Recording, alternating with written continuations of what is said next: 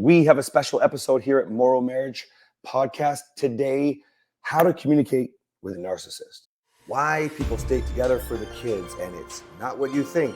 Why men are not leading in their home. I'm Cass. I'm Kathryn. Not so obvious ways to get the sex back. So when you dated your husband in the beginning, did you ever answer the door with your hair all crazy? We're MorrowMarriage. Let's flip divorce statistics with the new marriage. Now, if you don't know, I'm a managing, self-aware, severe narcissist. And if you don't know, we are so freaking tired of people telling people that narcissists can't change. And the reason is simple. We didn't know I was a narcissist. In fact, I don't think we really knew the term until... No, I thought you had borderline personality disorder. Right. And wasn't I treated for that? No, you were treated for very strong cluster B Oh, traits. right. Cluster B is borderline and narcissism. Right. And, you know, at the end of the day, we believe firmly that the freaking world needs to stop telling narcissists they can't change. Everything is impossible Stop until telling it's possible. everyone that they can't change. That's right. Everyone in general. That's right. Yeah. You know, before we get into this, communicating with a narcissist, I really want to stress that the amount of people that comment on our social media, by the way, thank you for the support with the podcast. We are blowing up. I don't know statistics on podcasts. I'm still learning podcasts, but did you know this, baby? Like, I think we're like one of the fastest growing podcasts right now. So thanks for your support, guys. Please continue to like, share, and download the episodes. One of the biggest things on social media that drives me insane is the amount of people, it's not just men, it's not just women, that complain about their partner or complain about the opposite sex. And they say they are not ever going to change. Listen, you're presenting yourself as a narcissist. You're presenting yourself already as the one who is the narc in a relationship. All right. Now, with that in mind, take a deep reflection and let's dive into it. So how to communicate with a narcissist. So I think it's important to understand we didn't know I was a narc.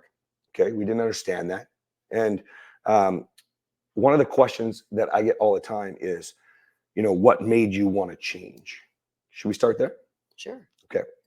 So not knowing that I was a narcissist, and just remove that term. Just think about, like Kathryn just said, growth. You know, stop telling people they can't grow is really what that means. Because okay? a narcissist cannot be cured. That's right. But a narcissist can make progress. It's been documented many times. That's right. And you should know, you know, for those of you who have no sympathy, we don't know if you're born with it. We don't know if it's the way. My dad is a narcissist, my adoptive father. I don't know if that's why I picked it up. I know that's why I picked up, you know, screaming and anger and all this shit. But there's so many other factors that go into that too. So I think you need to think less about the why and understand that the bottom line is your narcissist partner or you with some narcissistic traits.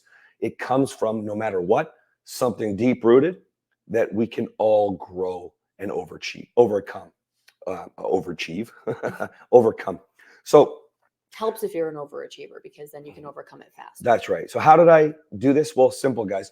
When I was, you know, in the probationary period after the restraining order, and I couldn't afford to make any mistakes with assault or abuse, then I would go to jail.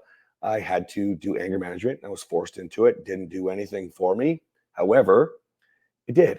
At the end of the day, because I couldn't fight with Kathryn all the time, I had to be careful. Essentially, what it did was it allowed me to experience joy for a few days.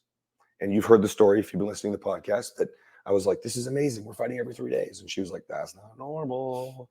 And so that sparked the idea. And so what Kathryn learned from that was, what if she approached me a little bit differently? Now, this doesn't mean you were on board. You still did not trust that I was changing or growing or anything. But you did make incremental changes that, looking back now, I think our listeners can definitely gain value from. Can you please start with that? Yeah. So I don't know if looking back and thinking about what I did is the best way, because it took me a lot longer than the way I would coach people. But I'll try to kind of dig out the key points.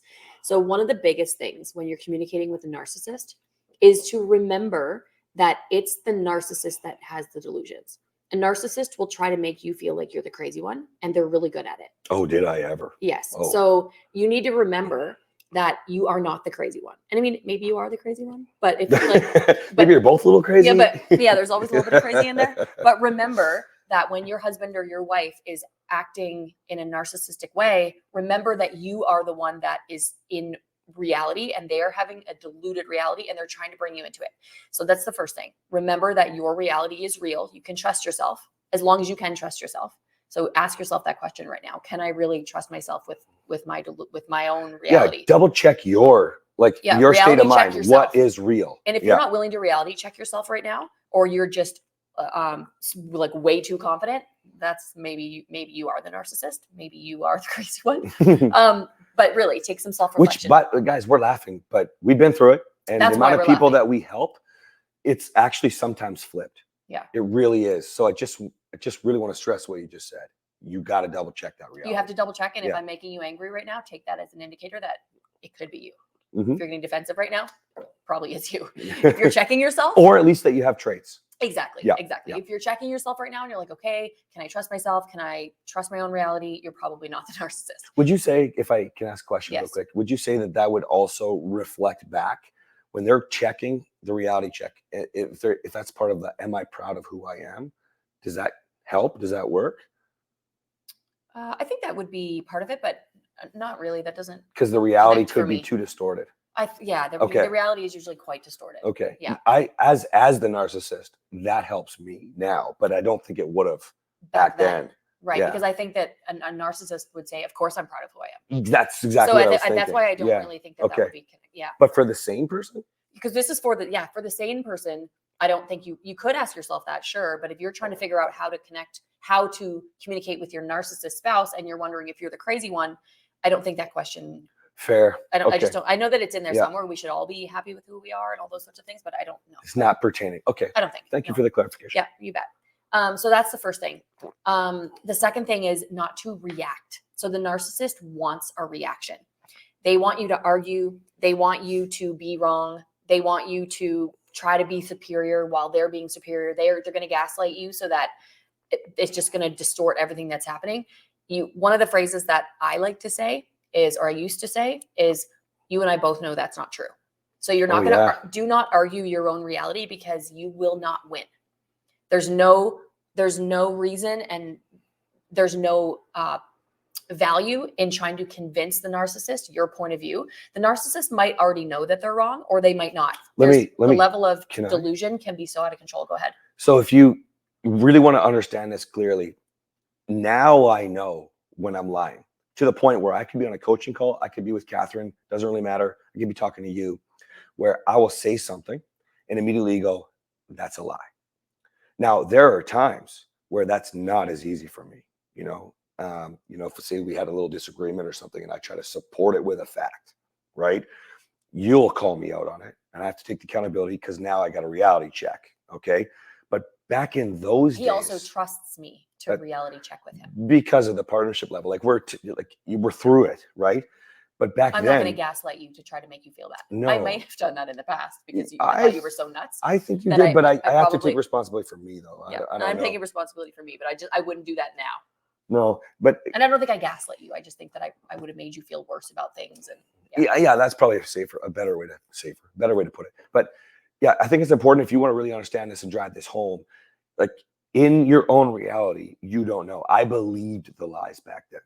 Okay. So why she's saying don't bother arguing is because you're not going to win. No. I knew my own truth. And the example I always loved to use was what I always used back then, which was, I don't just call you a bitch. You have to run your shopping cart into the side of my shopping cart. And then I call you a bitch. And I literally believed she ran into the side of my shopping cart. So there is no convincing. So you have to check yourself and go, what do I want to achieve here? I think. Yes, absolutely. Yeah. And remember, so when I'm saying don't react and don't argue, all those sorts of things, because it doesn't get you anywhere. If you do react, that's what the narcissist wants. And then what does the narcissist get to do? The narcissist gets to say, look at how you're acting. And then you are wrong, but you got pushed into it because you're dealing with someone who's having delusions. So, and we don't even know when we're doing it. Sometimes they don't. Yeah. I think that they do, the more self-aware. Yeah. But that's there's a whole spectrum and continuum yes, on that. yes. And yeah, right, which kind of narcissist you are. And no matter what, you don't argue your point and don't react to what they're doing. Right. Just don't. The third thing is showing empathy and really trying to figure out like what is the hurt, what is going on there. So instead of getting defensive, figure out what is, I'm famous for saying this, and I think it's the Gottmans, what is the message behind the contempt? Where is the hurt? What is your partner trying to communicate? Figure that out and show empathy. Validate emotions, not behaviors. You've also heard me, if you've been listening to this podcast, I say that a lot.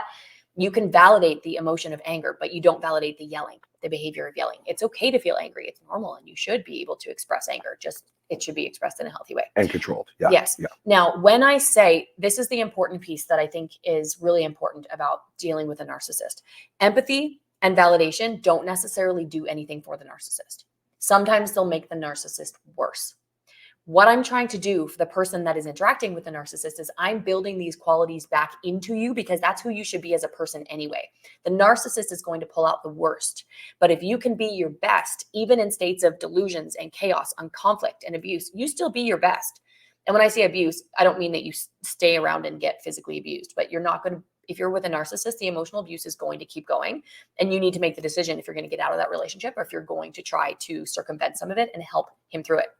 The validation and the empathy, compassion, love, all of those things and any variety of those, it's to build you into the person that you need to be so that you can stand in your own strength while that person is going cuckoo banana. Cuckoo banana. They're on the crazy train.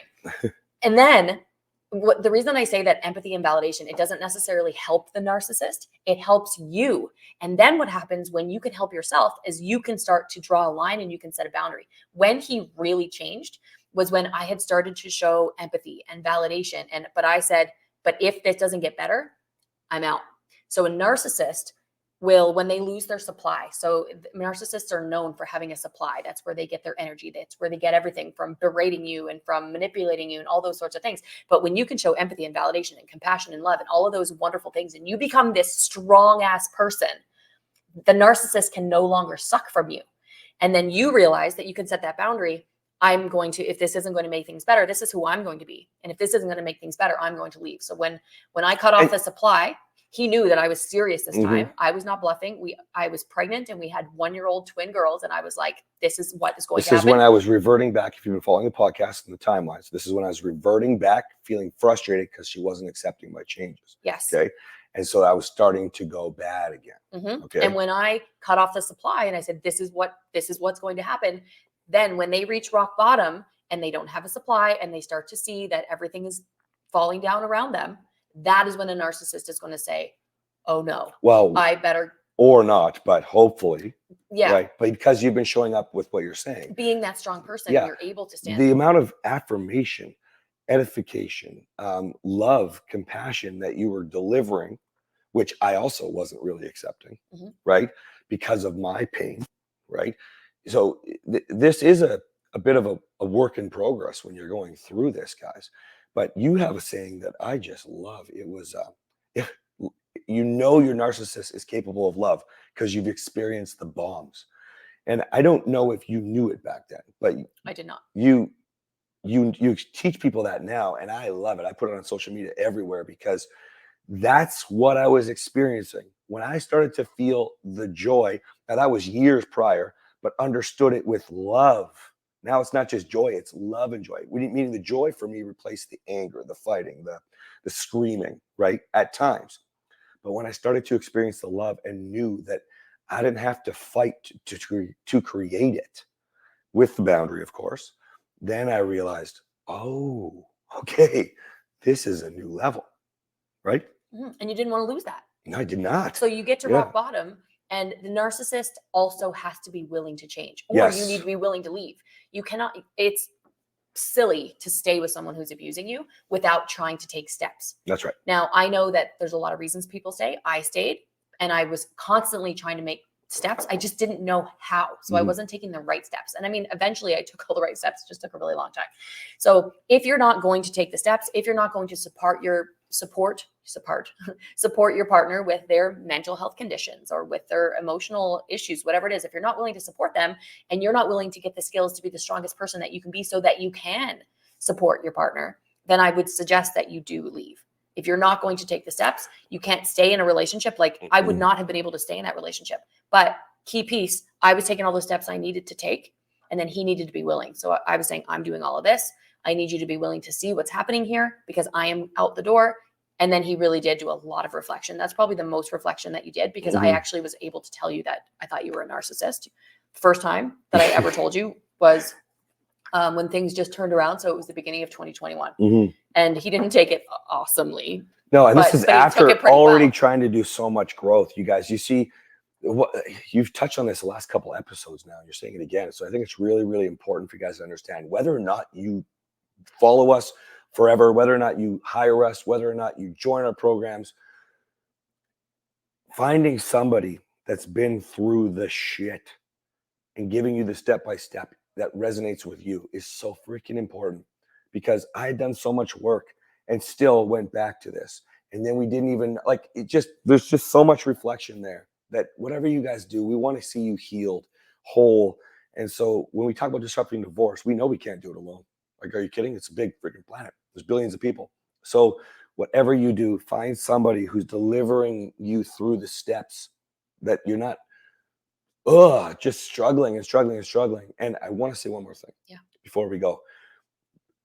You touched on it. Like, if you're not willing, I'm going to put it like this. If you're just going to blame your partner, we'll call that narcissism, by the way. If you're just going to blame your partner and talk about how great you are all the time, or believe it, whether or not you say it out loud, then you might as well quit now. You might as well, because you're never going to get there. All right. With that in mind, guys, we are crushing this podcast. We're going to film some more for you right now. Let's go. We'll see you soon.